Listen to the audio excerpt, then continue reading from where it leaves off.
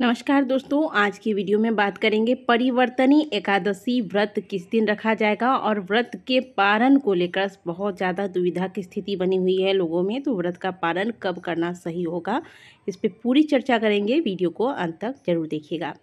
परिवर्तनी एकादशी को पद्मा एकादशी, जलजूझनी एकादशी के नाम से जाना जाता है। इस एकादशी को वामन एकादशी भी कहा जाता है। मान्यता है कि चातुर्मास के आरंभ में भगवान विष्णु क्षीर सागर में शेषनाग की सैया पर योग निद्रा में चले जाते हैं। इस अवधि में सृष्टि का संचालन का दायित्व भगवान शिव को सौंप दिया जाता है।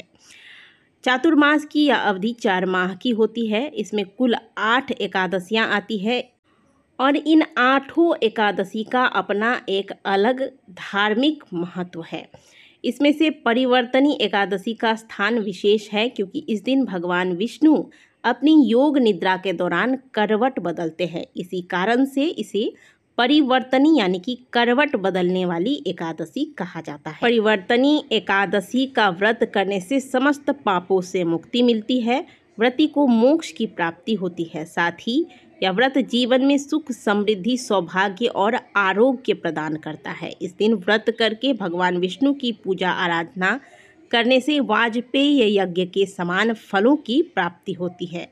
आइए जानते हैं परिवर्तनी एकादशी का व्रत इस बार किस दिन रखा जाएगा, तिथि का आरंभ समापन कब होगा, शुभ मुहूर्त क्या है, पूजा विधि क्या है और सबसे महत्वपूर्ण बात, पारण आपको किस दिन किस समय पर करना है। भाद्रपद मास के शुक्ल पक्ष की एकादशी तिथि का आरंभ 3 सितंबर को सुबह ब्रह्म मुहूर्त में 3:53 पर होगा और इस तिथि का समापन 4 सितंबर दिन गुरुवार को प्रातःकाल 4:21 पर होगा। ऐसे में उदया तिथि के आधार पर परिवर्तनी एकादशी का व्रत 3 सितंबर को रखा जाएगा।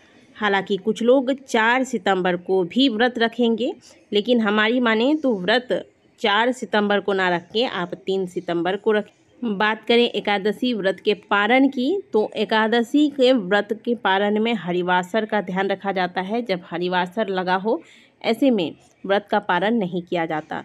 यदि आप जानबूझकर या फिर अनजाने में हरिवासर के दौरान भोजन कर लेते हैं, व्रत का पारण कर लेते हैं, तो एकादशी व्रत का पुण्य समाप्त हो जाता है। इसलिए भूलकर भी एकादशी व्रत का पारण हरिवासर के दौरान ना करें।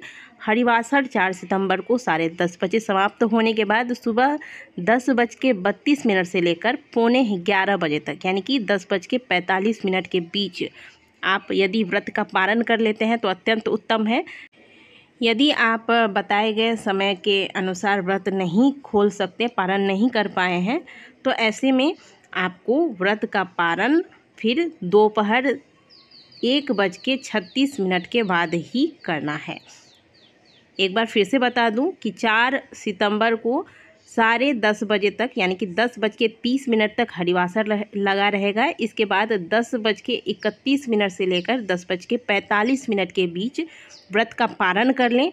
किसी कारणवश यदि आप पारण नहीं कर पाए हैं तो इसके बाद, यानी कि 11:45 के बाद आपको व्रत का पारण नहीं करना है। यदि आप व्रत का पारण इस समय से पहले नहीं कर पाए हैं तो अब आप दोपहर 1:30 के बाद ही एकादशी व्रत का पारण करेंगे। 3 सितंबर को एकादशी व्रत इसलिए भी आपको करना चाहिए क्योंकि एकादशी का पारण हमेशा द्वादशी तिथि में किया जाता है। यदि आप 4 सितंबर को व्रत रखते हैं तो अगले दिन 5 सितंबर को आप सूर्योदय के बाद जब व्रत का पारण करेंगे उस समय द्वादशी तिथि नहीं रहेगा, द्वादशी तिथि समाप्त हो जाएगा। तो ऐसे में आपको द्वादशी में जब तक आप व्रत का पारण नहीं करेंगे तो व्रत का फल प्राप्त नहीं होगा। इसलिए हर तरफ से अगर आप देखें तो आपको 3 सितंबर को करने वाला एकादशी का व्रत ही करना है। यही श्रेष्ठ एकादशी होगा इस महीने का।